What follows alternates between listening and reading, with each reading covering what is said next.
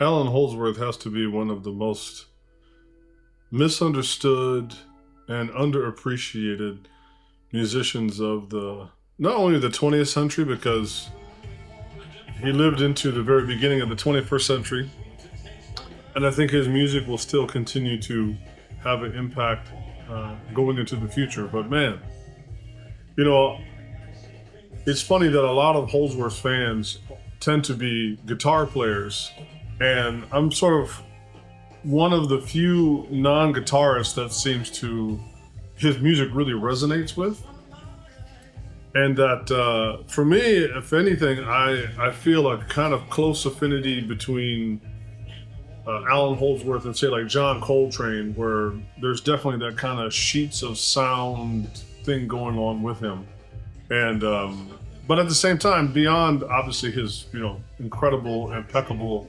technique, is great sense of rhythm. Um, Obviously, and I don't even understand it, but his melodic and harmonic sensibilities. And actually, I really feel like his music has a lot of soul to it. And so I really dig this particular. This was done by Gary Husband.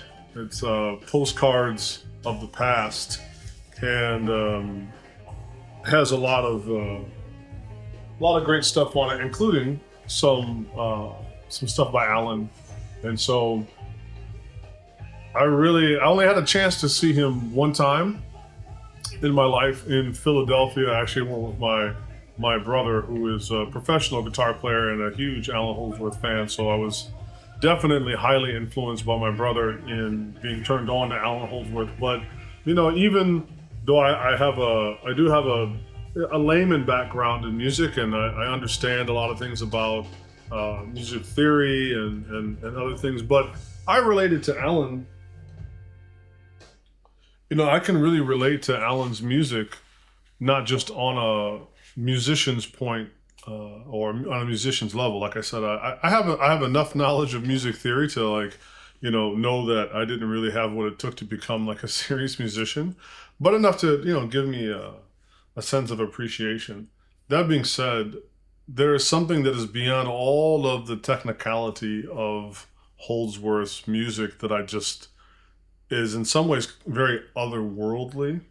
Um, I just really think he's such a um, underappreciated and misunderstood musician. One, and I think this is something that Allan talked about in his lifetime, was the need for people to always kind of like peg him like, well, is he a rock musician? Is he a jazz musician?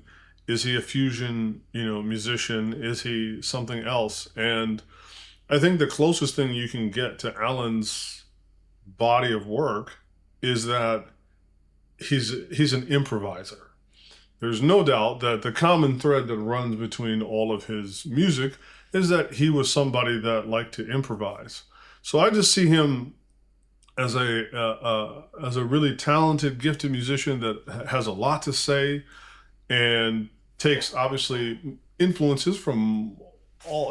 There's no doubt that there's a jazz influence, a rock influence, blues influence, but then there's other things that are in there, and when I listen to Allan, whether I'm like sitting down at home or even in the car, I just really connect with his music on an emotional level, where most people tend to connect with it on, again, like most guitar players seem to connect with it on a guitar level or on a technical level, as if to be a great guitar player is just merely a matter of technique. So, yeah, that one time that I went to see him, it was really interesting, is that I think the vast majority of the people in the audience were other guitarists, not only just other musicians, but specifically other guitarists. And so, I played brass, I played trumpet mainly, and some other brass instruments.